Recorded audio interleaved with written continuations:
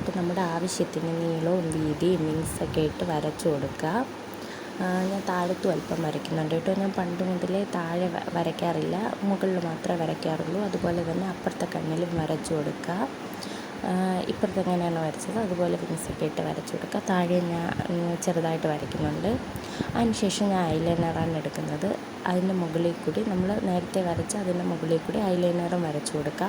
പണ്ടൊക്കെ സ്കൂളിൽ പഠിക്കുമ്പോൾ കരി വെച്ചാണ് എഴുതിക്കൊണ്ട് പോകുന്നത്. പക്ഷേ അത് വൈകിട്ടൊക്കെ ആകുമ്പോൾ ഒരുമാതിരി കരിവാളിച്ച് പടർന്ന് ഒരുമാതിരിയൊക്കെ ആവുമായിരുന്നു. അതിന് ഞാൻ ലൂസ് പൗഡർ ഇട്ടിട്ട് അതിൻ്റെ മുകളിൽ കൂടി കരി വരയ്ക്കുമായിരുന്നു. അപ്പോൾ അത്ര അങ്ങോട്ട് പടരുന്നതായിട്ട് എനിക്ക് തോന്നിയിട്ടില്ല.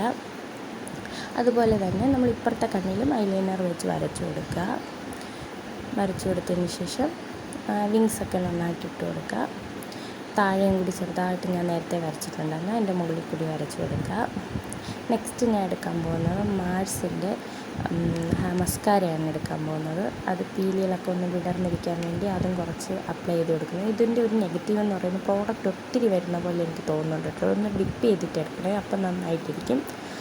അവസാനം ഇതെങ്ങനെ ഉണ്ടെന്ന് ഞാൻ കാണിച്ചു തരാൻ പോവാണ്. ആരെയും കണ്ണുനട്ട് ജനലിൽ കൂടെ നോക്കിയിരിക്കുന്നതൊന്നും അല്ല കേട്ടോ. എനിക്ക് വീഡിയോ എടുത്ത് പഠിക്കുന്നേ ഉള്ളൂ. ഞാൻ ഇപ്പോൾ തുടങ്ങിയിട്ടല്ലേ ഉള്ളൂ. അതുകൊണ്ടാണ് കേട്ടോ. നെഗറ്റീവ്സ് ഒക്കെ ഉണ്ടെങ്കിൽ ക്ഷമിക്കണേ.